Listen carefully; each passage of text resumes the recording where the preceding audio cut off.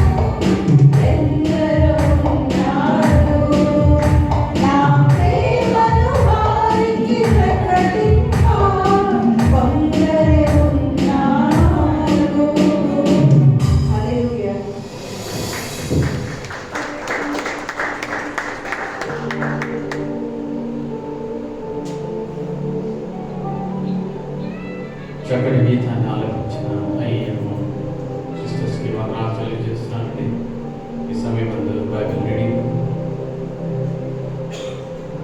ధ్యానం నిమిత్తం ఏర్పాటు చేయబడిన వాక్య భాగము యోబు గ్రంథము 42వ అధ్యాయము 1 నుంచి 6 వరకు సిస్టర్ ఈశ్వరి గారు వచ్చి చదివిపిస్తారు.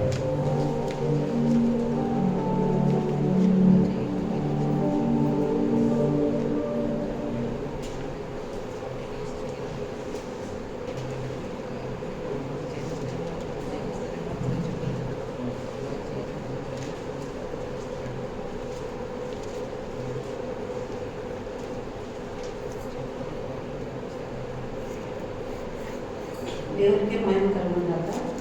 మరి ఈ దినం మన కొరకు దేవుడు ఏర్పాటు చేసిన వాక్యభాగం యోబు గ్రంథము 42వ అధ్యాయము 1 నుంచి 6 వరకు చదువుకున్నామండి. అందరూ చదువుకున్నాము. అప్పుడు యోబు యెహోవాతో ఇలాగ ప్రత్యుత్తరమిచ్చాను, నీవు సమస్త క్రియలను చేయగలవనియు నీవు ఉద్దేశించినది ఏది నిష్ఫలము కానేరదనియు నేను ఇప్పుడు తెలుసుకుంటుని. దయచేసి అందరూ కలిసి చదువుకున్నాను. జ్ఞానం లేని మాటల చేత ఆలోచనను నిరర్థకము చేయు వీడెవడు? అలాగన వివేచన లేని వాడనైనా నేను ఏమీయో ఎరుగగా నా బుద్ధికి మించిన సంగతులను గురించి మాట్లాడుతుంది. నేను మాట్లాడగలుగుచున్నాను, దయచేసి నా మాటలు ఆలకింపుము. ఒక సంగతి నిన్ను అడిగేదను, దానిని నాకు తెలియచెప్పుము. వినికిడి చేత నిన్ను కూర్చిన వార్తలు నేను వింటిని, అయితే ఇప్పుడు నేను కన్నులారా నిన్ను చూస్తున్నాను.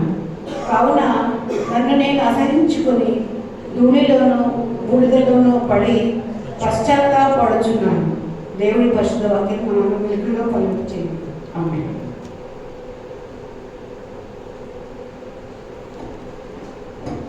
సిస్టర్ ఈ సమయం దైవజనుల గురించి పరిచయ వాక్యాలు చెప్పవలసిందిగా బ్రదర్ జీవి కిషోర్ గారిని వేదిక గారికి ఆహ్వానిస్తున్నాను.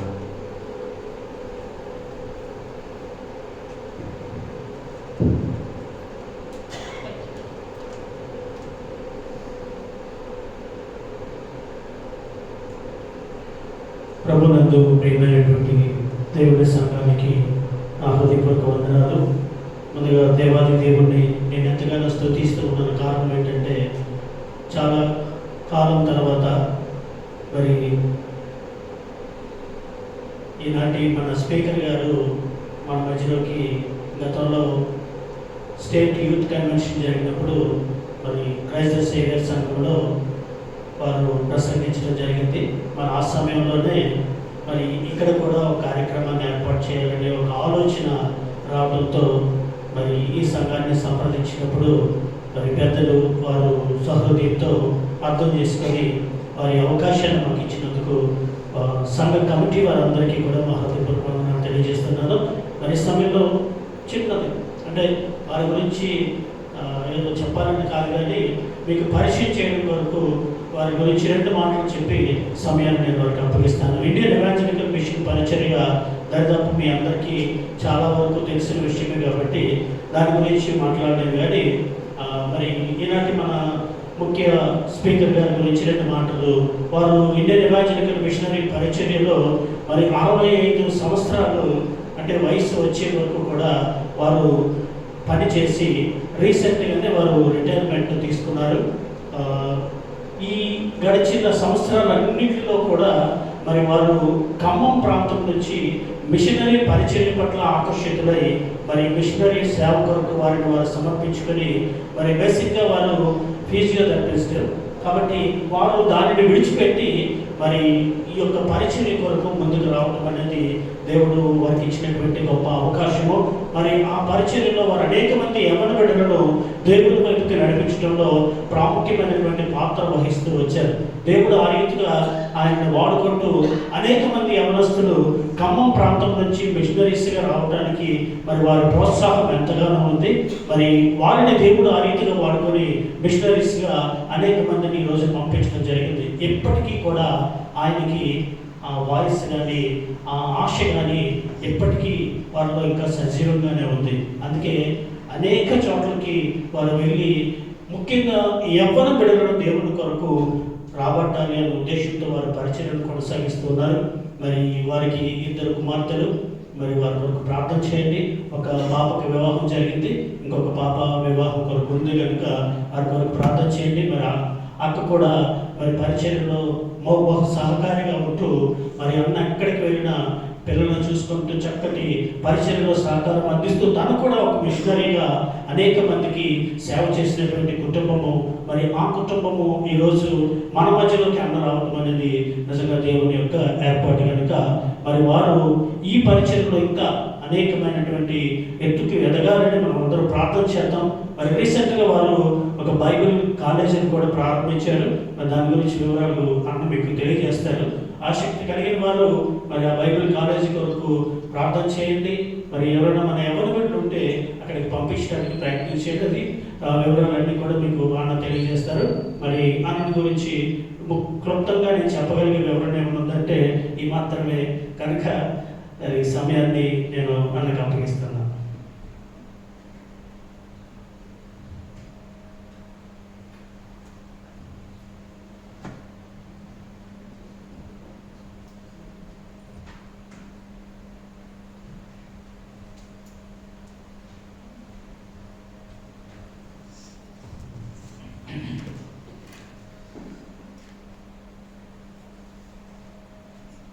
Good evening. Good evening. చాలా సంతోషం మిమ్మల్ని అందరినీ చూడటం. ప్రభువు నాకు ఇచ్చిన శ్రేష్టమైన ఈ సమయాన్ని బట్టి నేను ప్రభుని స్తుతిస్తూ ఉన్నాను. మరి ఇలాగా ఈరోజు ఇక్కడ ఉంటానని నేను అనుకున్నాను. అయితే ఈ చర్చ్లో ఈ రీతిగా వస్తానని అనుకోలేదు. దేవుని ఏర్పాటుది. మరి లూయిస్ గారు నాకు కాల్ చేశారు మా చర్చ్లో మాట్లాడాలని. అందరిని బట్టి వారికి కృతజ్ఞతలు. ప్రభాకర్ గారు మీకు కూడా నా కృతజ్ఞతలు. సంఘ పెద్దలు, నాయకులు అందరికీ కూడా నా కృతజ్ఞతలు తెలియజేస్తా ఉన్నాను. దేవుని సన్నిధిలో నేను ప్రార్థన చేస్తూ ప్రభుని అడుగుతున్నాను, మీకు ఏం మాట్లాడాలో మీతో ఈ సాయంత్రం అని. గడిచిన 4 దినాలు నిన్నటి వరకు నేను సోంపేటలో ఉన్నాను. కల్వరీ బ్యాప్టిస్ట్ చర్చ్ వాళ్ళు మెగా గాస్పుల్ క్యాంపెయిన్ పెట్టుకున్నారు సోంపేటలో. అక్కడ 4 దినాలు వాక్య పరిచయం కొరకు వెళ్ళాను. రాత్రి 1:30కి వచ్చాను. ఈరోజు కొంచెం విశ్రాంతి తీసుకొని మళ్ళీ సాయంత్రం ఇక్కడికి రావడం జరిగింది. సో మిమ్మల్ని అందరినీ కూడా చూడటం మరొకసారి ప్రభు నాకు ఇచ్చిన ఈ అవకాశం అని భావిస్తున్నాను. అలాగే కిషోర్ గారికి కూడా నా కృతజ్ఞతలు. మీరు చెప్పిన ఇంట్రడక్షన్కి సరే. నేను 30 సంవత్సరాలు ఐఎంలో చేశాను. 65 సంవత్సరాలు కాదులే కానీ అది మీ వయసు చెప్పాను. నా వయసు చెప్పేవారు. 30 సంవత్సరాలు ఐఎంలో సంపూర్ణ సేవకునిగా పనిచేశాను. లాస్ట్ ఇయర్ రిటైర్ అయ్యాను. దేవుని చిత్తం అయితే ఈ సంవత్సరము హైదరాబాద్లో ఒక ఇన్స్టిట్యూట్, బైబిల్ కాలేజ్ కాదు కానీ ఒక training institute, machines and evangelism అనేటువంటి అంశం పైన ఒక 1 month కోర్స్ విశ్వాసులకు ఇవ్వాలని ఒక ఆశ. యవనస్తులకు కానీ పెద్దలకు కానీ మారు మనసు కలిగి రక్షణ అనుభవం కలిగి సేవా భారం కలిగిన వాళ్ళకి ఒక 1 month ట్రైనింగ్ ఇస్తాం అన్నమాట. అది ఇంగ్లీష్ మీడియంలో ఉంటుంది, ప్లస్ తెలుగు మీడియంలో కూడా ఉంటుంది. 2 బ్యాచెస్గా నడిపించాలని దేవుడు ప్రేరణ ఇచ్చాడు. కనుక దేవుని చిత్తం అయితే ఫస్ట్ బ్యాచ్ మే నెలలో ఉంటుంది హైదరాబాద్లో. దాని కొరకు మీరు ప్రార్థన చేయాలని. ఒక్కొక్క బ్యాచ్కి 20 మందినే తీసుకుంటాం. 20 మంది స్టూడెంట్స్ని తీసుకొని వాళ్ళకి ట్రైనింగ్ ఇవ్వాలని ఆశపడుతున్నాం. దాని కొరకు కూడా మీరు ప్రార్థన చేయాలని ప్రభు పేరిట నేను మీకు మనవి చేస్తున్నాను. బైబిల్స్ ఉన్నవారు మనకి చదివించబడిన లేఖన భాగాన్ని ఒకసారి చూద్దాం. 42వ అధ్యాయం యోబు గ్రంథం 42వ అధ్యాయాన్ని అలాగా తీసి ఉంచండి. ఈ రోజున ప్రభు చిత్తం అయితే ఈ అధ్యాయం అంతా చూస్తాం, స్టడీ చేస్తాం. ఈ అధ్యాయం అంతా స్టడీ చేస్తాం. మీరు ఎప్పుడైనా యోబు గ్రంథాన్ని మీరు స్టడీ చేశారో లేదో నాకు తెలియదు. ఎక్కువ శాతం యోబు గ్రంథం గురించి మనం ఆలోచన చేసేటప్పుడు అనేక మంది దైవజనులు ఆయన శ్రమల గురించి మాట్లాడతారు. యోబు అనగానే మనకు గుర్తొచ్చేది ఏంటంటే ఆయన శ్రమలే, ఇక వేరే ఏం చెప్పరు ఎవరు. కనుక యోబు లైఫ్ని మనం ఆలోచన చేస్తే ఎప్పుడు శ్రమలు లేవు. కేవలం శ్రమే అని అనుకుంటే పొరపాటే. యోబు యొక్క జీవితాన్ని 4-5 కోణాల్లో మనం చూడొచ్చు అన్నమాట. యోబుని ఒక వ్యాపారస్తునిగా చూడొచ్చు, యోబుని ఒక తండ్రిగా చూడొచ్చు, యోబుని ఒక భర్తగా చూడొచ్చు, యోబుని ఒక స్నేహితుడిగా చూడొచ్చు. మనం ఇన్ని కోణాలు ఉన్నాయి యోబుని గురించి మనం ఆలోచన చేసేటప్పుడు. ఈ డిఫరెంట్ కోణాల్లో ప్రతి కోణంలో శ్రమ అనేది ఉండదు. బేసిక్గా తాను శ్రమకు గురయ్యాడు, అది వేరే విషయం. కానీ ప్రతి కోణంలో మనం గమనిస్తూ స్టడీ చేసినప్పుడు శ్రమ ఉండదు అక్కడ. కనుక ఒక మంచి భర్తగా ఎలా ఉన్నాడు, ఒక మంచి తండ్రిగా ఎలా ఉన్నాడు, ఒక మంచి స్నేహితుడిగా ఎలా ఉన్నాడు అనేది కూడా ఒక మంచి స్టడీ. ఈ 42 అధ్యాయాలు మీరు స్టడీ చేస్తే ఇప్పుడు ఆ విషయాలు ఏమి నేను ఈ రాత్రి కూడా మీతో మాట్లాడలేదు. కానీ నేను ఇంకొక కోణంలో యోగ గ్రంథాన్ని మీ ముందుకు తీసుకురావాలని, యోగ జీవితాన్ని ముందుకు తీసుకురావాలని నేను ఇష్టపడుతూ ఉన్నాను దేవుడి. అయితే ఒక విషయాన్ని మీకు మొట్టమొదటిగా గుర్తు చేయాలి. విశ్వాస జీవితంలో ఎప్పుడైనా ఏదైనా ఒక ప్రతికూలమైన పరిస్థితి వాటిల్లింది అని అంటే అది ఒక ప్రత్యేకమైన ఉద్దేశంతోనే దేవుడు దాన్ని అనుమతింప చేస్తాడు. ప్రతికూలమైన పరిస్థితులు అన్నాను, యాడ్వర్స్ సిచ్యువేషన్స్. కొన్ని కష్టాలు వస్తాయి విశ్వాస జీవితానికి, కొన్ని శ్రమలు వస్తాయి, ఇబ్బందులు వస్తాయి, రోగం వస్తుంది, శోధన వస్తుంది, అనేకమైనటువంటి క్లిష్ట పరిస్థితులు గుండా కొన్నిసార్లు విశ్వాస జీవితం వెళ్లాల్సి ఉంటుంది దేవుడి బిడ్డ. మరి దేవుడు ఎందుకు ఇలాంటి పరిస్థితిని ఒక విశ్వాసికి కలగజేస్తాడు అంటే దానికి 2 కారణాలు ఉన్నాయి. ఒకటి, నువ్వు దేవుడి గురించి తెలుసుకోవాలని. ఆ పరిస్థితిలో దేవుడు ఏమై ఉన్నాడో, ఆ పరిస్థితిలో దేవుడు తను తాను ఎలాగా నీకు బయలుపరుచుకుంటున్నాడో నువ్వు గ్రహించాలని దేవుడు కోరుతున్నాడు. అది మొదటి విషయం. రెండో కారణం ఏంటంటే నీకు దేవుడి పాఠం నేర్పడానికి, నీ స్థితిని నీకు చూపించడానికే దేవుడు కొన్నిసార్లు అలాంటి పరిస్థితులు కలుగజేస్తాడని నువ్వు తెలుసుకోవాలి. ఇది దేవుడి గురించి తెలుసుకోవడానికి first of all, and secondly to know about you, నీ గురించే నువ్వు తెలుసుకోవాలని దేవుడు కోరుతున్నాడు.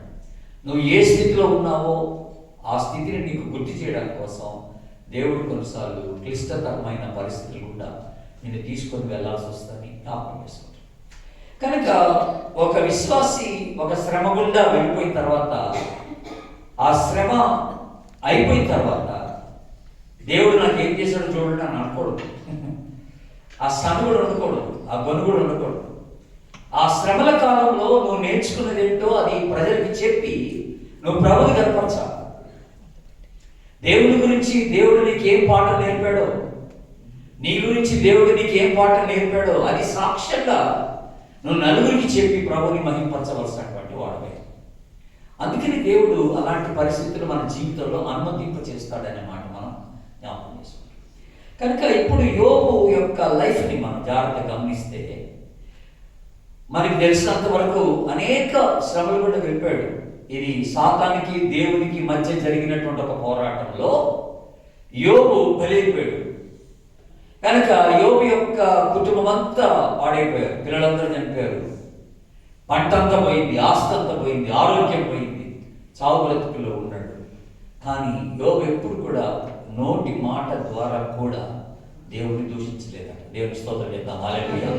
నోటి మాట ద్వారా కూడా నాకు ఎందుకు ఇవి అనే ప్రశ్న యోబు నోటి నుండి రాలేదని మనం జ్ఞాపకం చేసుకుంటున్నాం. అది గొప్ప సాక్ష్యం, అది గొప్ప సాక్ష్యం దేవుడు. అంటే ఇంకొక యాంగిల్లో ఒకవేళ మీరు యోబు గ్రంథాన్ని చదవాలి అని అనుకుంటే ఇంకొక యాంగిల్లో యోబు గ్రంథాన్ని మీరు ఎలా చదవచ్చు అంటే యోబు యొక్క యథార్థవంతమైన జీవితం, యథార్థవంతమైన జీవితాన్ని గురించి ఒక స్టడీ చేయొచ్చు మనం కంప్లీట్. అయితే ఇప్పుడు అది కూడా నేను చేసి పెట్టాను, కాకపోతే ఈ రాత్రి అది మీ ముందుకు తీసుకురావడం లేదు. అయితే ఇప్పుడు నేనేమని ఆలోచన చేస్తున్నానంటే ఈ రాత్రి వేళ ఇప్పుడు ఇంత పరిస్థితులు గుండా శ్రమలు గుండా వెళ్ళినటువంటి యోబు దేవుని గురించి ఏం నేర్చుకున్నాడు ఇంతకీ, అది మనం ఈ రాత్రి చూద్దాం.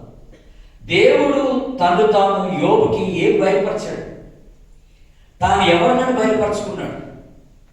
ఎలాంటి వ్యక్తినని దేవుడు తాను యోబుకి బయలుపరుచుకున్నాడో ఆ విషయాలు కొన్ని ఈ రాత్రి వేళ అవన్నీ కూడా 42వ అధ్యాయంలో నుండి చూద్దాం. అయితే ఒక 6 విషయాలు చెప్తాను. ఒక 6 విషయాలు దేవుడి గురించి యోబు తెలుసుకున్న విషయాలు ఒక 6 ఉన్నాయి. ఆ 6 విషయాలు 42వ అధ్యాయంలోనే ఉన్నాయి. ఆ 6 విషయాలు ఏంటో నేను మీకు జ్ఞాపకం చేయాలని ఇష్టపడతాను. ఇంగ్లీష్లో మనం ఏమంటామంటే ఇన్సైట్స్ ఫ్రమ్ జోబ్ అని అంటాం. ఇన్సైట్స్ ఆఫ్ జోబ్ అని అంటే అంతర్దృష్టి అని అంటాం. అంతర్దృష్టి, యోబుకున్నటువంటి అంతర్భావాలు, దేవుడి గురించిన అంతర్భావాలు అని అంటాం అన్నమాట. అంటే ఆయనకి దేవుడు ఎలా బయలుపరిచాడో ఆ విషయాలు చెప్తున్నాడు. ఈ లాస్ట్ అధ్యాయంకి వచ్చే లోపల ఆ విషయాలన్నీ కూడా దేవుడి గురించి మనకి జ్ఞాపకం చేస్తూ వచ్చినట్టుగా ఉంది దేవుడిట్లా. సో అవేంటో చూద్దాం. మనం అవన్నీ కూడా చూసుకొని ప్రభుని మహింపరచడానికి ప్రయత్నం చేద్దాం. ఫస్ట్ది 42వ అధ్యాయం 2వ వచనాన్ని నేను చదువుతున్నాను, గమనించండి. 42వ అధ్యాయం 2వ వచనం. నీవు సమస్త క్రియలను చేయగలవు. అందరూ ఒకసారి ఆమేనండి. ఇది ఫస్ట్ మాట. నీవు సమస్త క్రియలను చేయగలవు. ఇంతకీ యోబు నేర్చుకున్న పాఠం ఏంటంటే there is nothing impossible for God. దేవునికి అసాధ్యమైనది ఏమీ లేదని తెలుసుకున్నాడు. ఇది నా వల్ల కాదు అని ఎప్పుడు కూడా దేవుడు ఏ విషయాన్ని గురించి అనలేడు. ఇక నేనేం చేయలేదురా బాబు అని అనలేడు ఎప్పుడు. కనుక దేవునికి అసాధ్యమైనది ఏం లేదు. ఆయన వల్ల జరగదంటే ఉండదు. అలాగే దేవుడు ఎప్పుడైనా ఏదన్నా ఒక కార్యం చేయాలనుకుంటే he will not take the source from outside resources కొరకు దేవుడు చూడడు. బయట సహాయం కొరకు దేవుడు చూడడు.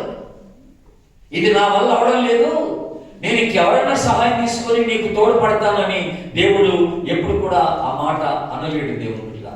కనుక దేవునికి అసాధ్యమైనది ఏం లేదు. నీవు సమస్త క్రియలను చేయగలిగిన వాడవు. ఆమేన్. అంటే ఇంకో మాటలు చెప్పాలంటే, మన భాషలో చెప్పుకోవాలంటే ఇంగ్లీష్లో ఫస్ట్ ఆమ్ని పొటెంట్ అని అంటారు. అంటే సర్వశక్తి కలిగిన దేవుడు. ఆమ్ని పొటెంట్ అనే మాట అంటే ఆయన అంత శక్తులది ఏంటంటే ఆ శక్తిని బట్టి ఆయన అన్ని చేయగలిగినటువంటి వాడని మనకి జ్ఞాపకం చేస్తున్నాడు బైబిల్. ఆమ్ని పొటెంట్ గాడ్ అనే మాట రాజేస్తుంది. మన దేవుడు ఎవరు అని అన్నప్పుడు ఆయన సర్వశక్తి కలిగిన దేవుడు. ఆయనకున్న శక్తి ఏంటి? ఇంతకీ ఆయనకున్న శక్తి ఏంటి? దాని గురించి మనం ఆలోచన చేయడానికంటే ముందుగా దేవుని బిడ్డలారా, ఆయన సమస్తమును చేయగలడు, ఆయనకు అసాధ్యమైనది ఏం లేదు అంటున్నప్పుడు బైబిల్లో దాదాపుగా 4 సార్లు ఈ మాట చెప్పబడినట్టుగా మనం చూడగలం. ఒకసారి మీరు ఇర్మియా గ్రంథం చూడండి. ఒక విషయాన్ని మీకు గుర్తు చేస్తాను. అక్కడ ఇర్మియా గ్రంథం మీరు 32వ అధ్యాయాన్ని తీయడం వచ్చేసి ఇర్మియా గ్రంథం 32వ అధ్యాయాన్ని చూద్దాం. అక్కడ ఫస్ట్ ఆఫ్ ఆల్ 26, 27 వచనాలు ఒకసారి మనం గమనిద్దాం. 26, 27. అంతటా యెహోవా వాక్కు ఇర్మియాకు ప్రత్యక్షమై ఇలా ఇస్తారు. ఏమని? నేను యెహోవాను, సర్వ శరీరులకు దేవుడు, నాకు అసాధ్యమైనది ఏదైనా ఉండునా అంటే దాని అర్థం ఏంటి? ఉండునా అంటే అర్థం ఏంటి? ఉండదు కదా అని అర్థం. దీన్ని ఏమంటారంటే ఇంగ్లీష్లో రెటారికల్ క్వశ్చన్ అంటారు. రెటారికల్ క్వశ్చన్ అంటే ప్రశ్నలోనే సమాధానం ఉంటుంది అన్నమాట. ప్రశ్నలోనే సమాధానం ఉంటుంది. ఇంకెవరు సమాధానం చెప్పాల్సిన అవసరం లేదు. నాకు అసాధ్యమైనది ఏదైనా ఉండునా అంటే ఉండదు కదా అని అర్థం అన్నమాట. అక్కడ దేవుడే అంటాడు, నేను యెహోవాను, సర్వ శరీరులకు దేవుడినై ఉన్నాను. కనుక నా వైపు చూడండి ఒకసారి, నేను ఎవరినో గుర్తించండి ఒకసారి. నువ్వు ఎందుకంత కంగారు పడిపోతున్నావు? దేవుడు నీ జీవితంలో ఈ కార్యం చేయలేడని నువ్వు ఎందుకు కంగారు పడుతున్నావు? నాకు అసాధ్యమైనది ఏదైనా ఉండునా అని అంటాడు దేవుడు. నీ విశ్వాసం ఎక్కడుంది ఎందుకే అని దేవుడు అడుగుతున్నాడు. నీ విశ్వాసం ఎక్కడుంది? చూడండి, ఇదే అధ్యాయం 17వ వచనంలో, ఇదే అధ్యాయం 17వ వచనంలో లాస్ట్ మాట, నీకు అసాధ్యమైనది ఏదియో లేదు అన్నాడు. నీకు అసాధ్యమైనది ఏదియో లేదు అనే మాట మాట్లాడుతున్నాడు. కనుక దేవుడు బిడ్డలారా, మన దేవుడు ఎవరైనా అనుకుంటున్నాం బేసిక్గా. కనుక విశ్వాసంగా అనేక పర్యాయములు మన దేవునికి ఉన్నటువంటి సామర్థ్యత మనకు ఎరిగిన వారంగా కనపట్లేదు. మన ప్రార్థన చూసినప్పుడు కానీ, మన విశ్వాసాన్ని చూసినప్పుడు కానీ, మనం ఆయన పైన ఆధారపడిన స్థితిని చూసినప్పుడు కానీ మనం ఎలా కనపడుతున్నాం అంటే ఆయన నమ్మనట్టుగానే ఉంది. అటు ఇటు పరిగెట్టేస్తున్నాం. మనం అధికారుల మీద ఆధారపడతాం, రాజకీయ నాయకుల మీద ఆధారపడతాం, మన బంధువుల మీద ఆధారపడతాం, డబ్బు మీద ఆధారపడతాం, మనకు తెలిసిన వాళ్ళ మీద ఆధారపడతాం. అంటే కారణం ఏంటి? నేను నమ్ముకున్న దేవుడు, నేను ప్రార్థన చేస్తున్న దేవుడు ఈ పరిస్థితి నుంచి నన్ను బయట పెట్టలేడు కాబోలు అని మనం అనుకున్నాం. కనుక అది దేవునికి ఎంత అవమానం, అది దేవునికి ఎంత అవమానం దేవుడు బిడ్డలారా. అది మనం గ్రహించాలి మొట్టమొదటిగా. ఒకసారి ఇప్పుడు లూకాసు సువార్త తీయండి. ఒకసారి లూకాసు సువార్త ఇంకొక చక్కని మాట అక్కడ మనం జ్ఞాపకం పెట్టుకోవాల్సిన మొదటి అధ్యాయం.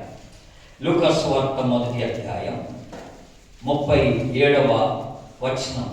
అక్కడ చెప్తున్న మాట, దేవుడు చెప్పిన మాట ఆయనను నిరర్థకము కానేరదు. ఆమెనండి.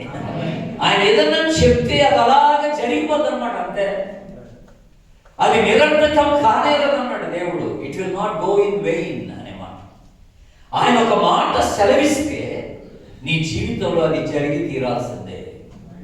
వాగ్దానం చేసిన వాడు నమ్మదగిన వాడు. ఆయన అబద్ధం ఆడటకు నరుడు కాడు, ఆయన శక్తిహీనుడు కాడు. దేవుడు మాటలు సెలవిస్తాయి దేవుడు. కనుక నీవు చెప్పిన ఏ మాట అయినా నిరర్థకము కానేరదని నేను నమ్ముతున్నాను. అలాగే మీరు ఇప్పుడు లూకాసు సువార్తలో ఉన్నారు కనుక 18వ అధ్యాయం చూడండి ఒకసారి. చక్కని మాట అక్కడ ఇంకొక మాట దీనికి సంబంధించిన మాటే. నేను 4 సార్లు చెప్పాను కదా, అది చూస్తున్నాం. 18వ అధ్యాయం చూడండి, 27వ వచనం ఒకసారి గమనిద్దాం. 18వ అధ్యాయం 27వ వచనం. ఆయన మనుషులకు అసాధ్యములైనవి దేవునికి సాధ్యములని చెప్పాను. దేవుని స్తోత్రం చెప్పండి. హల్లెలూయా. మనుషులకు అసాధ్యమైనవి దేవునికి సాధ్యం. కనుక దేవుని బిడ్డలారా, ఈ రాత్రి నీ విశ్వాసం ఎక్కడా అడుగుతున్నాను. నీ ఆధారం ఎవరి మీద ఉందని అడుగుతున్నాను. నువ్వు ఎవరిని నమ్ముకుంటున్నావని అడుగుతున్నాను నేను. అందుకని బైబిల్ వెరీ క్లియర్గా మాట్లాడుతున్న మాట ఏంటంటే 118వ కీర్తన మనందరికీ తెలిసిందే 8-9. మనుషులను నమ్ముకున్నట కంటే యెహోవాను నమ్ముకున్నట మేలు, రాజులను నమ్ముకున్న కంటే యెహోవాను నమ్ముకున్నట మేలు అన్నాడు. మనుషులు అంటే మనుషులు అందరూ, రాజులు అంటే ఎవరంటే అధికారంలో ఉన్నవారు. అధికారంలో ఉన్నవారిని నమ్ముకున్నట కంటే నా ఆఫీసర్ చేస్తాడు, మా రాజకీయ నాయకుడు చేస్తాడు, మా ఎమ్మెల్యే చేస్తాడు అని అనుకుంటే కుదరదు అబ్బాయి. వాళ్ళందరికన్నా గొప్పవాడు ఒకడున్నాడని తెలుసుకోవాలి. ఆమేన్. ఒకసారి నేను ఏదో క్లిష్ట పరిస్థితిలో వెళ్తుంటే ఒక ఆయన నా దగ్గరికి వచ్చేలాగా, మా బంధువుల్లో ఒక ఆయన ఉన్నాడు. ఆయన చాలా పేరొందినటువంటి రాజకీయవేత్త. ఆయనకి పోలీస్ ఆఫీసర్లు అందరూ తెలుసు, మినిస్టర్లు తెలుసు, చాలామంది తెలుసు.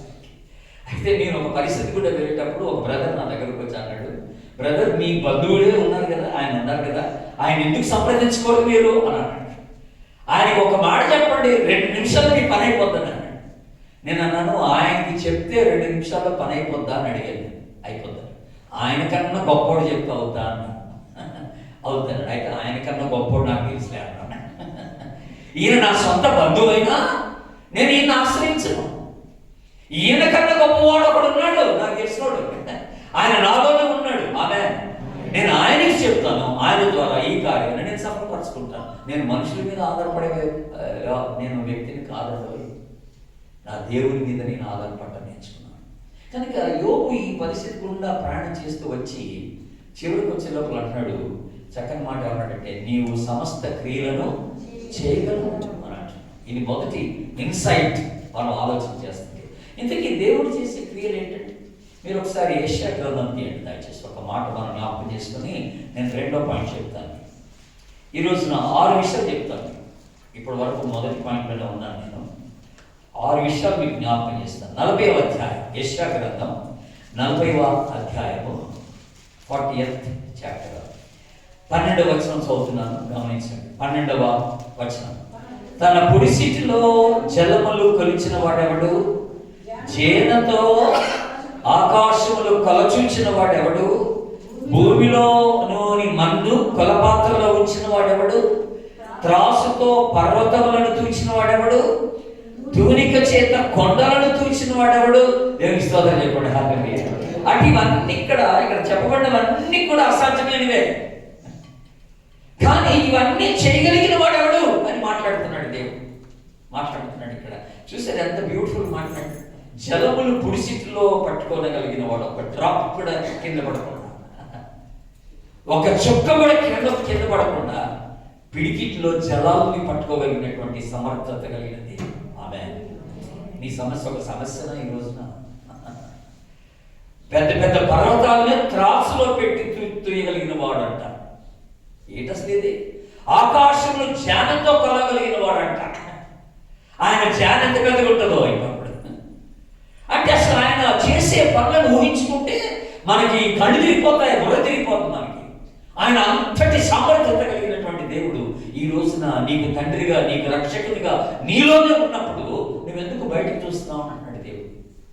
నువ్వెందుకు బయట వాళ్ళ మీద ఆధారపడుతున్నావు? జస్ట్ సంపూర్ణంగా 100% దేవుడి మీద విశ్వాసం ఉంచి దేవుడికి నీ పరిస్థితిని అప్పచెప్పు. నీ ప్రతికూలమైన పరిస్థితిని ఆయన ఆశీర్వాదకరంగా మార్చగలడు. డెఫినెట్గా మార్చేస్తాడు. ఇది మొదటి విషయం, యోబు కనుక్కున్న మొదటి విషయం. ఇప్పుడు రెండో విషయం ఏంటో చూద్దాం. దేవుని గురించి యోబు చెప్పే రెండో విషయం. మళ్ళీ 42వ అధ్యాయం రండి. యోబు గ్రంథం 42వ అధ్యాయం. మళ్ళీ ఒకసారి ఆ 2వ వచనాన్ని గమనిద్దాం. నీవు సమస్త క్రియలను చేయగలవనియు నీవు ఉద్దేశించినది ఏదియు నిష్ఫలము కానేరదనియు నేను ఇప్పుడు తెలుసుకుంటుని ఆమెనండి. ఎంత మంచి మాట అండి. అంటే ఏంటో తెలుసా అంటే దేవుడు బిడ్డలారా, నీవు ఉద్దేశించినది ఏదియు నిష్ఫలము కాదు. ఇది సెకండ్ పాయింట్ మనం మాట్లాడుతుంది. అంటే దేవుని యొక్క ఉద్దేశాలని ఎవరు కూడా భంగపరచలేరు. ఆమేన్.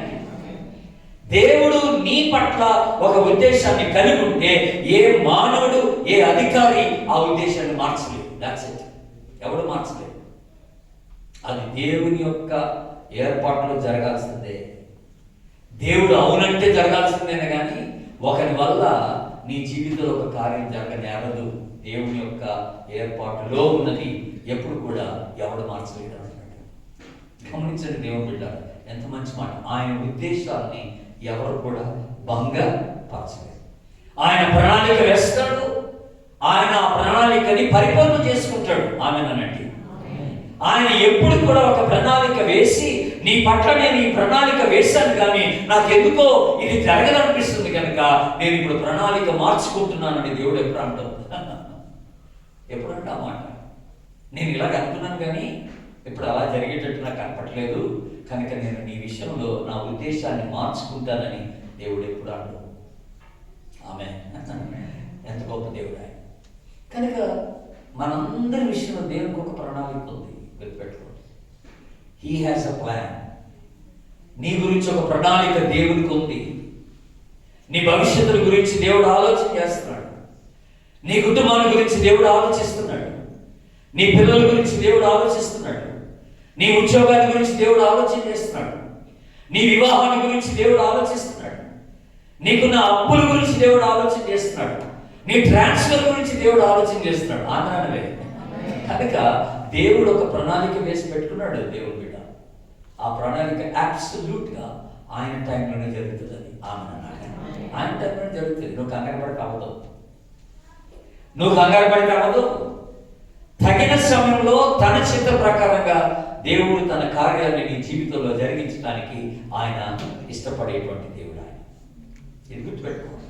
కనుక ఎవరు కూడా దేవుడు వేసిన ప్రణాళికని ఎవడు మార్చలేదు. ఆయన మన కుమ్మరి, ఆయన చేతిలో మన మట్టి, ఆయన మన కాపరి, ఆయన చేతిలో మనము గొర్రెల వంటి వాడు. ఆయన మనకి సమకూర్చేవాడు. మనం అవన్నిటినీ పొందుకొని ఎంజాయ్ చేసేవాడు. ఆయన ప్రారంభిస్తాడు, మనం కొనసాగిస్తాం. ఆయనండి. అంత ఆయన ద్వారానే జరుగుతుంది మన జీవితం అంతా కూడా. అంత ఆయన ద్వారానే జరుగుతూ వస్తాం. కనుక నువ్వేంటి బాధపడేది అక్కడ? దేవుడు నీ పట్ల ఒక ప్లాన్ వేసి పెట్టుకున్నాడంటే ఆ ప్లాన్ ప్రకారంగా నీకు జరిగిపోవాల్సిందే, అంతే. దాన్ని ఎవరు కూడా ఆపలేదు. ఆడి చేపెట్టయిందండి అని అంటారు సార్. నాకు తెలిసేది ఎవరు చేశారు అంటారు అన్నమాట. ఏంటి ఎవరు చేస్తారు? నీ ప్రణాళికని ఎవరు ఆఫ్ చేయగలరు? దేవుడు చేసిన ప్రణాళికని. నాకు తెలిసండి ఎవరి ద్వారా జరిగింది ఇది అని అంటారు. మనం అనవసరంగా మనుషుల మీద నెట్టేస్తాం ఈ విషయాలన్నీ. లేదు, దేవుని కంట్రోల్లో ఉన్నది నీ జీవితం అంతా. ఆమెను నువ్వు దేవుని బిడ్డవైతే, నువ్వు విశ్వాసమైతే, నువ్వు క్రీస్తు రక్తంలో కడగబడిన వ్యక్తివైతే, దేవుడు నీ పట్ల ఒక ప్రణాళిక కలిగి ఉన్నాడని నువ్వు తెలుసుకోవాలి. ఆ ప్రణాళికను ఎవరు భంగ చేయలేదని తెలుసుకోవాలి. యెషయా గ్రంథానికి రండి. ఇప్పుడు యెషయా గ్రంథం 14వ అధ్యాయం చూద్దాం. చక్కని మాట ఉంది అక్కడ. యెషయా గ్రంథం 14వ అధ్యాయం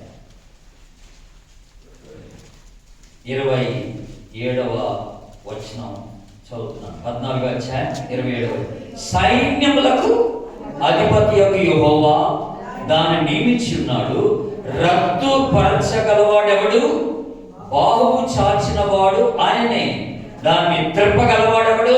దేవుని స్తోత్రం చెప్పండి. హల్లెలూయా. ఎంత చక్కని మాట. మీరు ఆలోచించేది, మీరు అండర్లైన్ చేసి పెట్టుకోండి. యెహోవా దానిని నియమించి ఉన్నాడు. He has ordained. He has appointed it that way. ఆ రీతిగా దేవుడు నియమించి పెట్టాడు, అంతే. దాన్ని రద్దు చేయగలిగిన వాడు ఎవడండి? దాన్ని మార్చగలిగిన వాడు ఎవడండి? ఆ దిశను, ఆ ప్లాన్ ని త్రిప్పగలిగిన వాడు ఎవడు అంటాడు? దేవుడు చేయి చాచి పెట్టాడు, అంతే. ఆమెనండి. దాన్ని ఎవడు మార్చలేడు. మార్చడానికి ప్రయత్నం చేస్తారు, మూర్ఖత్వం అవుతుంది. ఎవరు మార్చలేడు. ఈవెన్ సాతానికి కూడా అధికారం లేదు. సైతానుడు ఈవెన్ నా జీవితం తీసుకోవాలంటే దేవుని పర్మిషన్ కావాలి సాతానికి. తెలుసా మీకు? ఒక గొప్ప దైవజనుడు, అంటే ఆయన ఫారెన్లో ఉంటాడు. ఆయన నిజంగా జరిగిన సంగతి చెప్తున్నాను మీకు.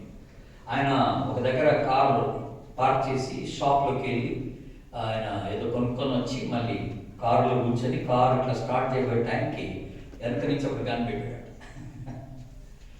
వెనక సీట్లో కూర్చుని ఒకటి గన్ పెట్టాడు మెడ మీద. గన్ పెట్టి, ఇప్పుడు దిగి నువ్వు బయటకు వెళ్ళిపో, నాకు కారు కావాలన్నాడు. ఈయన ఏం మాట్లాడకుండా కామ్కి దిగేశాడు. ఈయన మంచి విశ్వాసి, మంది దైవజనుడు, విశ్వాసి. ఏం మాట్లాడకుండా కారు దిగి బయట నిలబడ్డాడు.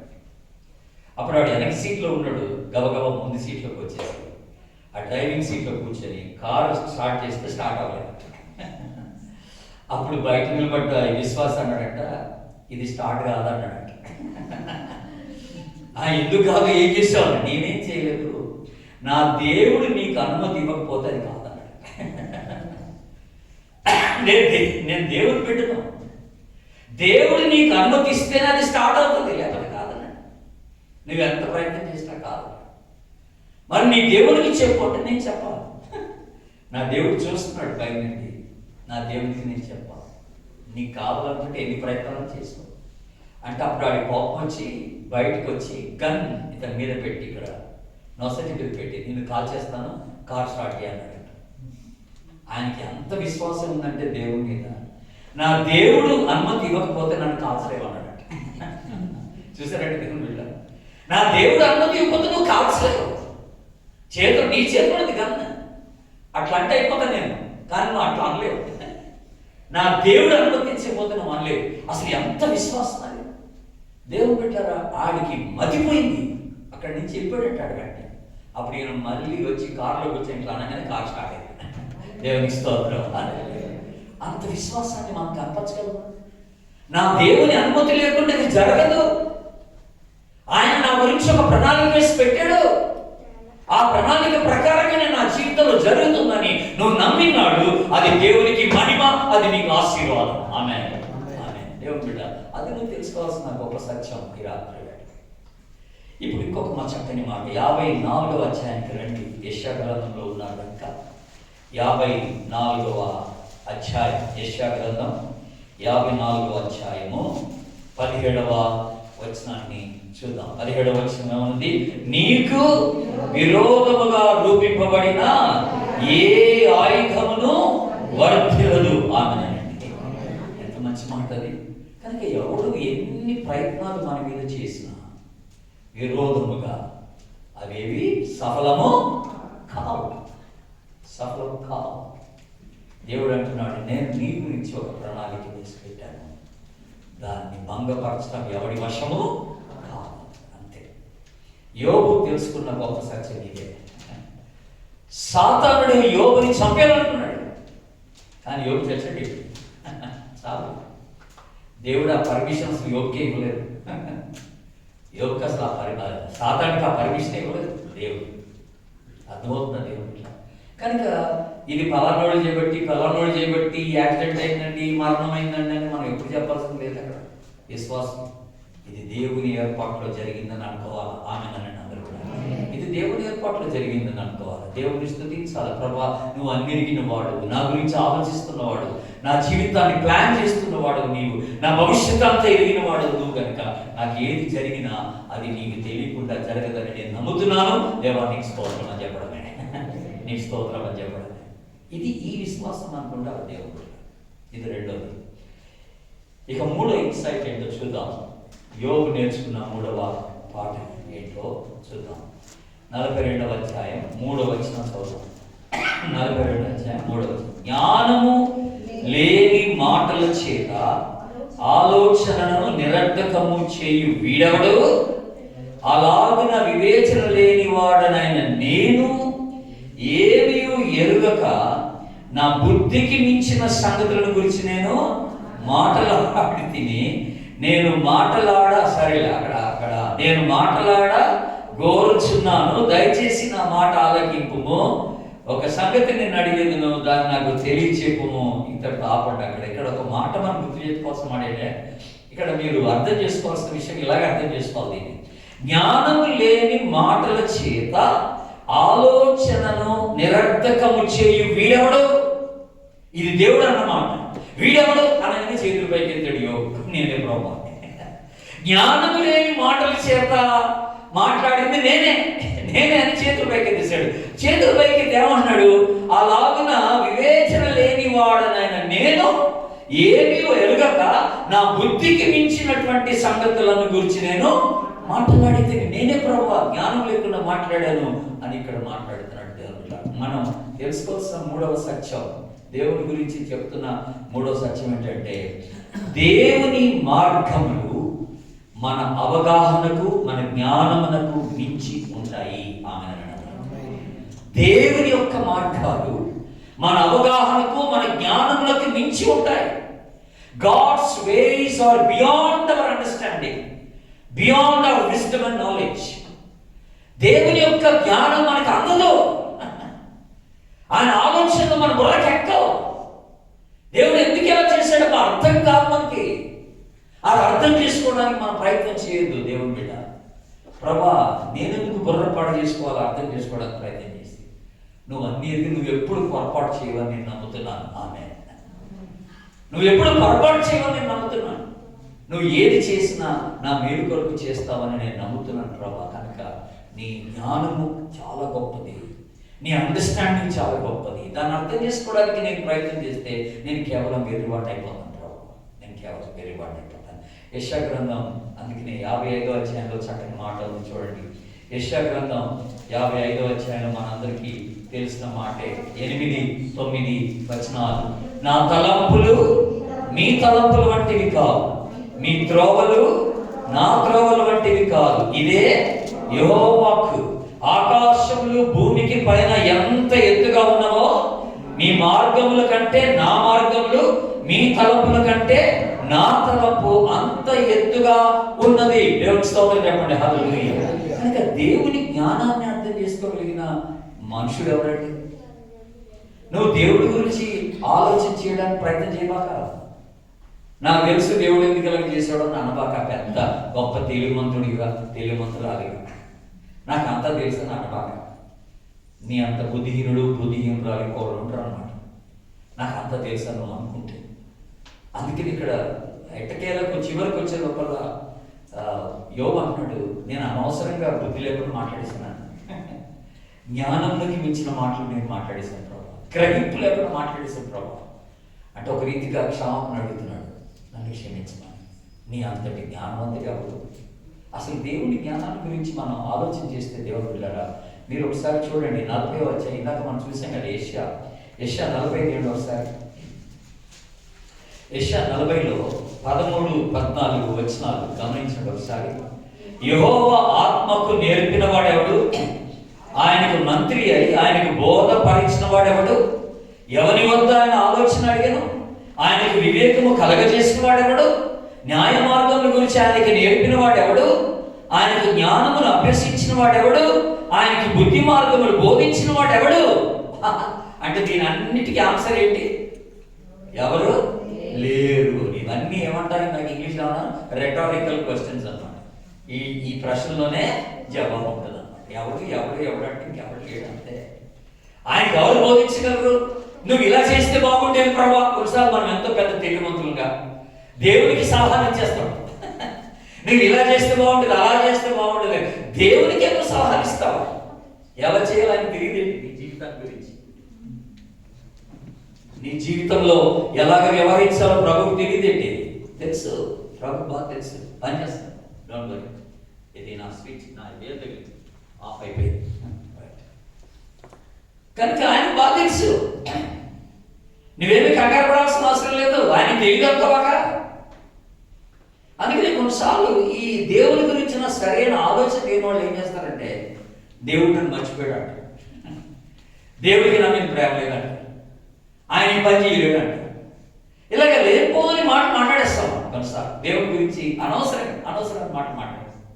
నన్ను మర్చిపోయాడు, ఇది పోయినట్టే ఉంది.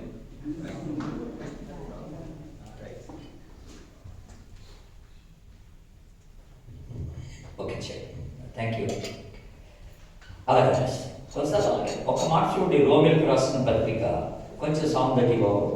రోమిల్కి రాసిన పత్రిక 11వ అధ్యాయం 33వ వచనం చూద్దాం. రోమిల్కి రాసిన పత్రిక 11వ అధ్యాయం తీయండి, 33వ వచనాన్ని చూద్దాం. ఏమండి? ఆహా, దేవుని బుద్ధి జ్ఞానముల బాహుల్యము ఎంతో గంభీరము, ఆయన తీర్పులు శోధింపని ఎంతో అసఖ్యములు, ఆయన మార్గములు ఎంతో.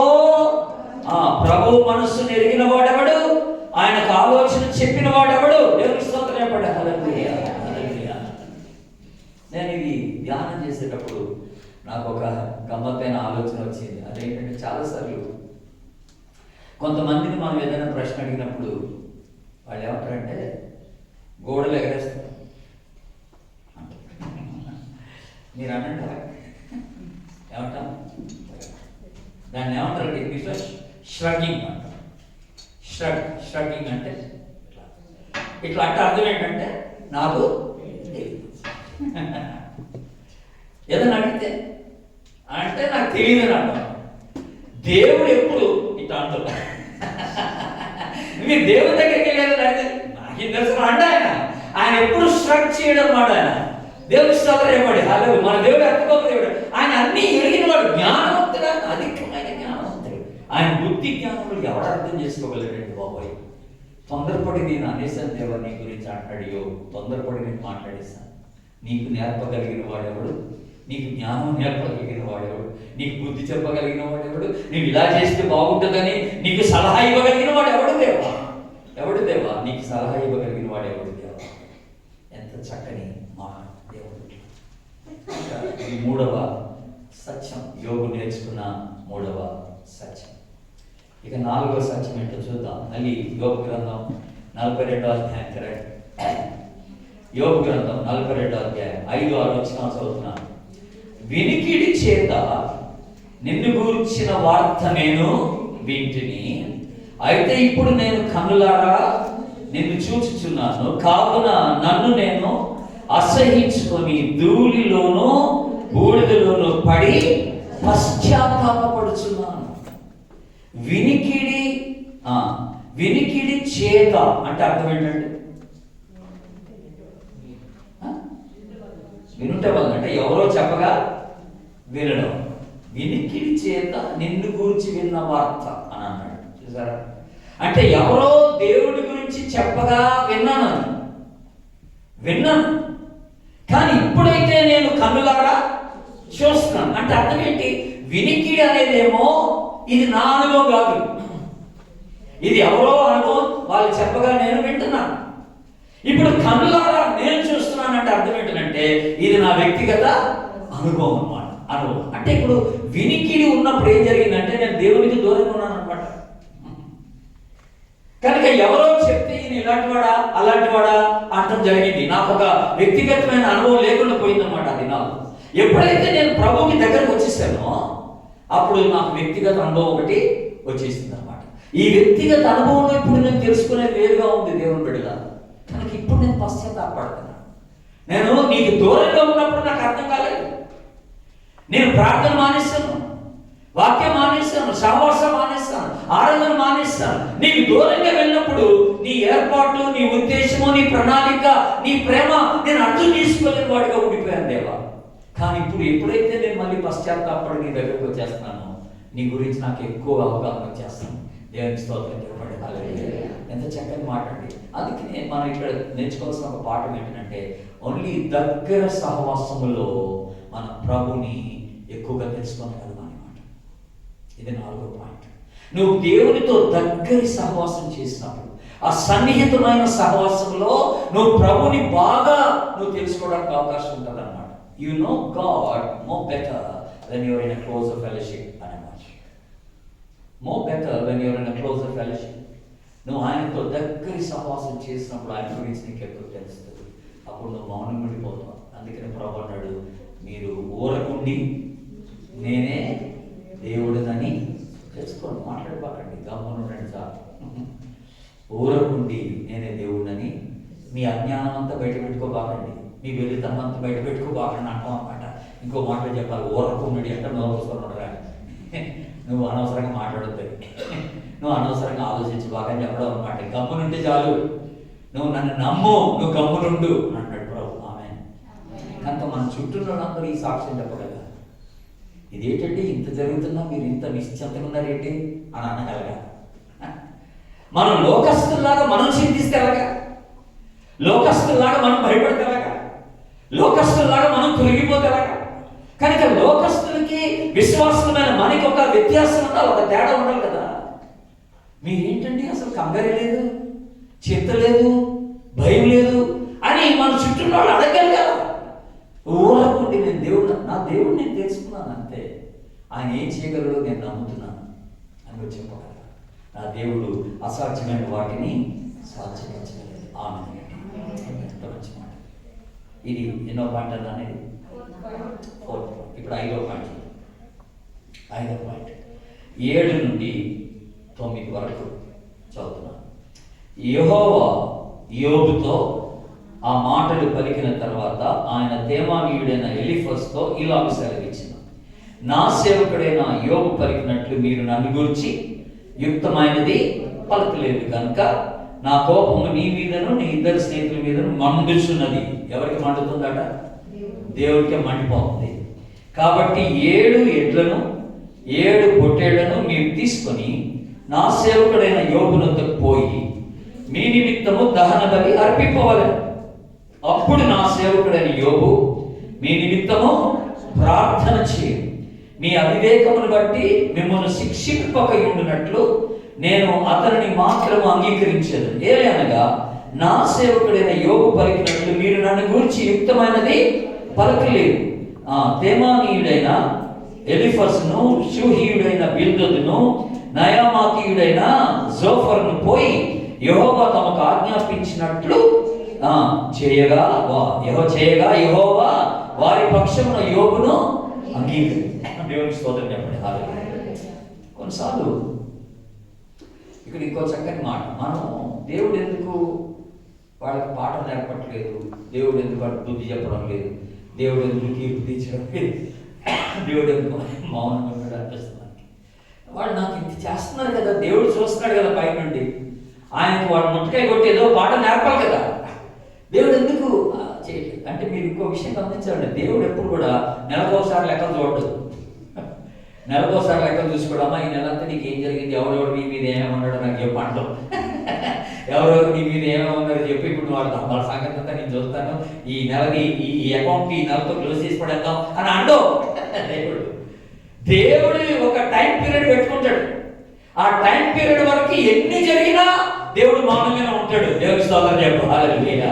దేవుడు ఏం మాట్లాడు? అంత మాత్రాన దేవుడికి తెలియదని కాదు, చూడలేదని కాదు, ఆయన చేయడని కాదు, ఇక నేను మర్చిపోయాడని కాదు. దేవుడు కూడా ఎప్పుడు కూడా మనం అలా కనపడడానికి లేదు. కనుక 5వ పాయింట్లో మీరు రాసుకోవాల్సింది ఏంటంటే, లెక్క చూచే దినము నా న్యాయమైన తీర్పు ఆయన తీర్చును. ఆమె ఆ లెక్క చూసే దినం ఒకటి ఉంటుంది అంతే. ఆ దినం వచ్చేంతవరకు ఆయన మౌనం ఉంటాడు. అప్పుడు దాకా ఏం చేయాలి? అంత మాత్రం ఆయనకి ఏం తెలియదు అంత బాగా. ఆయన ఇక్కడ ఒక మంచి మాట అన్నాను, ఆయన మౌనం ఉంటాడని. God is silent but God is not absent. మాట విన్నారా? God is silent but is not absent. ఆయన మౌనంగా ఉంటాడు కానీ ఆయన కనపడకుండా పోయాడు. నా దేవుడు వెళ్ళిపోయాడు అనేది కాదు, ఆయన మౌనంగానే ఉన్నాడు. నీ ప్రక్కనే ఉన్నాడు, నీలోనే ఉన్నాడు. ఆయన మౌనంగా ఉన్నాడు అంతే. ఆయన అన్ని చూస్తూ కూర్చుంటాడు. ఎప్పుడు వాళ్ళకి దెబ్బ కొట్టాలో అప్పుడు దెబ్బ కొడతాడు, ఎప్పుడు పాట నేర్పాలో అప్పుడు పాట నేర్పాడు, ఎప్పుడు మొట్టకాయలో అప్పుడు మొట్టకాయ చేస్తాడు. వాళ్ళ చేత పశ్చాత్తాపడ్డాడు చేస్తాడు, పాపాలు ఒప్పింపజేస్తాడు. అది యోబు గమనించినాడు కనుక. యోబు గమనించినాడు. దేవుడు వెళ్ళాడు, ఎవరేమంటున్నారో, ఎవరేం చేస్తున్నారో, ఎన్ని నీకు మెలపడుతున్నారో మౌనం ఉండడం నేర్చుకోవాలి. ఆమె చూసావా చూసావా చూసావా అని మీ ఆయన గారి దగ్గరికి అరవా. వాడు ఎన్ని అంటున్నారో చూసావా అని అనబాక అక్కడికి. చూసారా చూసారండి, ప్రభుకి తెలుసు, ఆయన చూస్తున్నాడు కదా. అవన్నీ ఆయన రికార్డ్ చేసి పెట్టుకుంటాడు ఆయన అకౌంట్. కరెక్ట్గా టైం వచ్చినప్పుడు అకౌంట్ సెటిల్ చేసి పడేస్తాడు. టైం వచ్చినప్పుడు ఆయన అకౌంట్ సెటిల్ చేసి పడేస్తాడు. నేనే కంగారు పడాల్సిన అవసరం లేదు, నేనే కంగారు పడాల్సిన అవసరం. ఇంకా చివరి మాట ఒకటి మీకు జ్ఞాపకం చేస్తాను, చక్కని మాట. అది కూడా జ్ఞాపకం చేసి ముగిస్తాను. ఇక ఇది చివరిది ఏంటంటే కొంచెం పెద్ద భాగమే, చూద్దాం. 10వ వచనం నుండి 15వ వచనం వరకు ఉన్నటువంటి భాగం. మరియు యోబు తన స్నేహితుల నిమిత్తము ప్రార్థన చేసినప్పుడు యెహోవా అతనికి క్షేమ స్థితిని మరలా అతనికి దయచేసింది. మరియు యోబునకు పూర్వము కలిగిన దానికంటే 2 అధికముగా యెహోవా అతనికి దయచేసింది. దేవునికి స్తోత్రం చెప్పండి. హల్లెలూయా. ఎన్నింతలు? 2 అంటే డబుల్ ఫోల్డ్ కదండి. అంటే ఇప్పుడు యోబు ఏమేమైతే కోల్పోయాడో వాటన్నింటిని దేవుడు ఎన్నింతలుగా ఇచ్చాడంట? 2. కనుక మీరు లాస్ట్ ఈ 6వ పాయింట్ మీరు ఏమని రాసుకోవాలంటే, ఆశీర్వాదాల గురించి, ఆశీర్వాదాలకు వచ్చినప్పుడు ఆయనకు సాటి ఎవరు లేరు. ఆశీర్వించడంలో దేవునికి సాటి అయిన వారు ఎవరు లేరు. ఆమేనండి. ఆయన రెట్టింపు దేవుని ఇస్తాడు. ఇప్పుడు మీకు వచ్చిన పరీక్ష పెడతాను ఇక్కడ, మీరు దయచేసి ఆ పరీక్షలో నెగ్గాలని కోరుతున్నాను. ఇక్కడ ఏంటి పరీక్ష ఏంటంటే, ఇప్పుడు యోబు ఫస్ట్ చాప్టర్లో ఏమేమి కోల్పోయాడండి? ఆయనకి ఆస్తి ఎంత ఉంది? ఫస్ట్ చాప్టర్కి ఏంటి? యోబు ఆస్తి ఎంత ఉంది?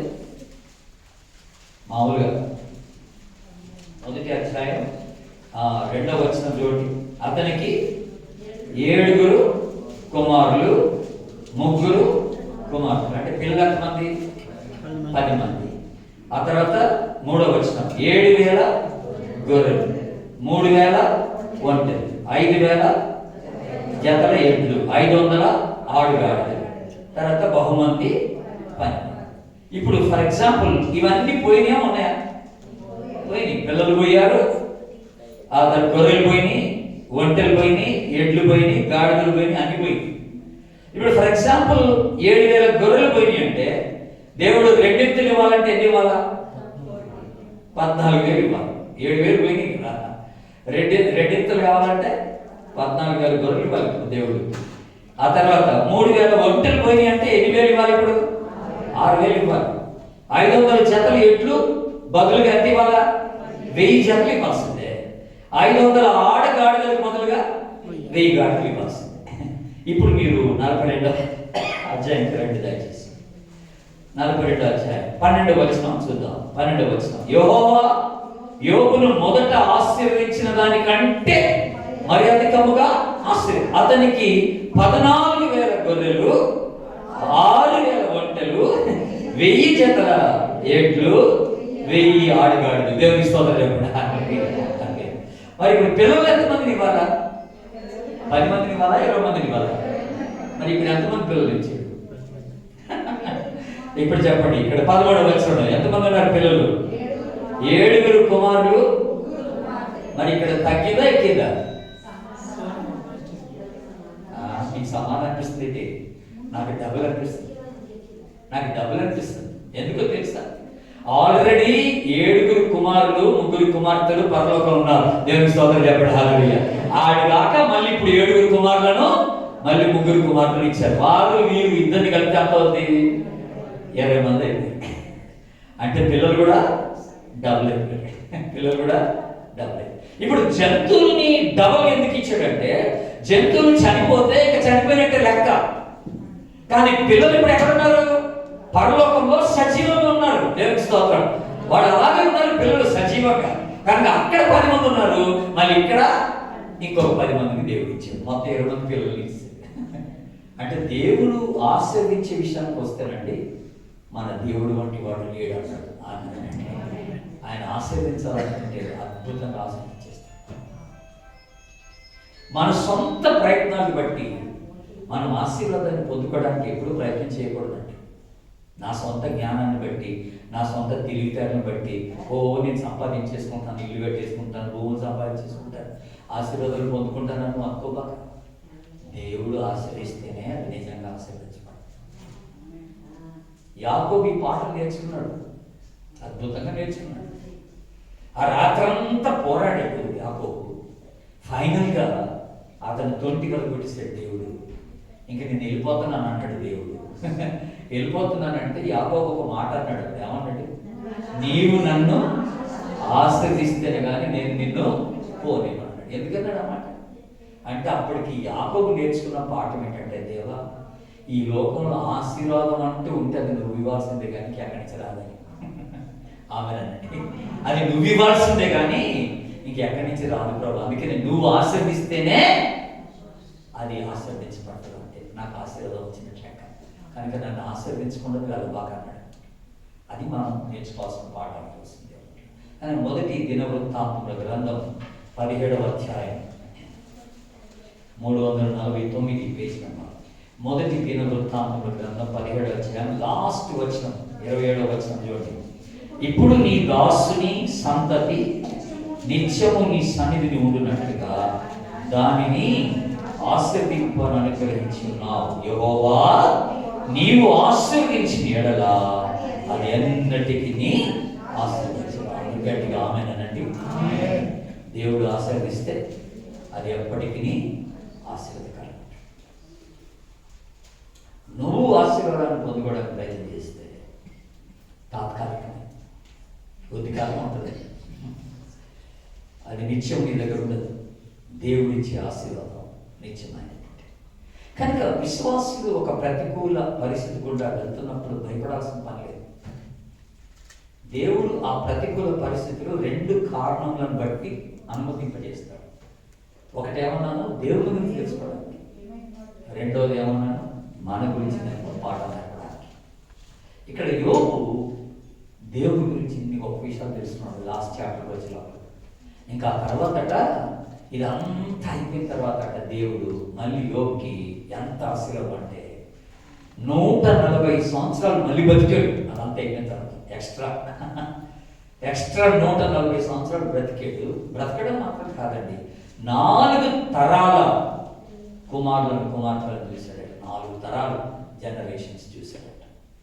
తరం ఒక 35 సంవత్సరాలు అనుకుంటే 4 తరాలు అంటే ఎన్ని సంవత్సరాలు? 140 సంవత్సరాలు. 140 సంవత్సరాలు దేవుడు అధికమైన ఆయుష్ని యోగిచ్చాడు. 4 తరాల కుటుంబ వ్యక్తుల్ని చూడగలిగే భాగ్యాన్ని దేవుడు యోగిచ్చాడు. ఎంత గొప్ప ఆశీర్వాదం. పిల్లలు చూసాడు, గొప్ప ఆశీర్వాదం. కనుక మన దేవుడు గొప్పవాడు. ఆ సంగతి మనకు తెలియదు, మనం తెలుసుకోలేకపోతాం. కనుక ప్రతి పరిస్థితిలో దేవుడి గురించి మనం ఒక పాఠం నేర్చుకోవాలి ఎప్పుడైనా. కనుక ఏదన్నా ఒక ప్రతికూల పరిస్థితి వచ్చినప్పుడు అండి, ఎందుకు వచ్చిందని అడగొద్దు ఎప్పుడు. ప్రభా, ఈ పరిస్థితిలో నేను నేర్చుకోవాల్సింది ఏంటని అడగాలి. అది ఇంపార్టెంట్. నేను తెలుసుకోవాల్సింది ఏంటి, నేను నేర్చుకోవాల్సింది ఏంటి ప్రభా అని అడగాలి. అంతేగాని ఈ పరిస్థితి తీసిపడే ఇది ఎందుకు వచ్చింది ప్రభావ అని అలాగే ప్రార్థన చేయకూడదు. ఇప్పుడు కూడా విశ్వాసం కనుక దేవుడు ఒక ఉద్దేశంతోనే అది అనుమతింపు చేస్తాడు కనుక ఆ ఉద్దేశం ఏంటో తెలుసుకొని ఆ ఉద్దేశానుసారంగా ఒక సమర్పణ చూసుకొని మన విశ్వాసాన్ని బలపరుచుకొని ఆయన పైన ఆధారపడి ముందుకు మనం వెళ్ళవలసిన వారం ఉంటున్నాం. అటు కృప పరిశుద్ధాత్మ దేవుడు మన అందరికీ దయచేయడు కాక. ఆమేన్.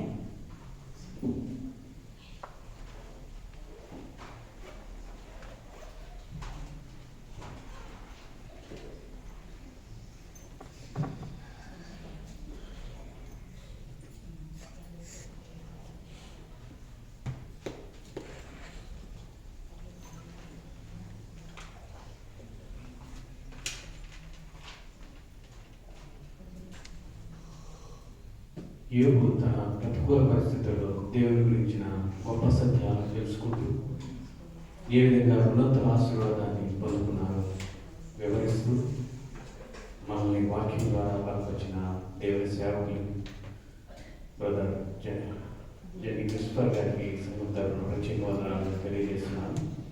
ఈ సమయం ముందు ఐఎం టీం సిస్టర్స్ వచ్చి ఒక పాట పాడుతూ ఉండగా ఐఎం సేవ నిమిత్తమే కానుకలు చెత్తబడతాయి. సో సిస్టర్స్ వచ్చి ప్రత్యేకమైన పాడవలసిందిగా కూర్చుంటారు.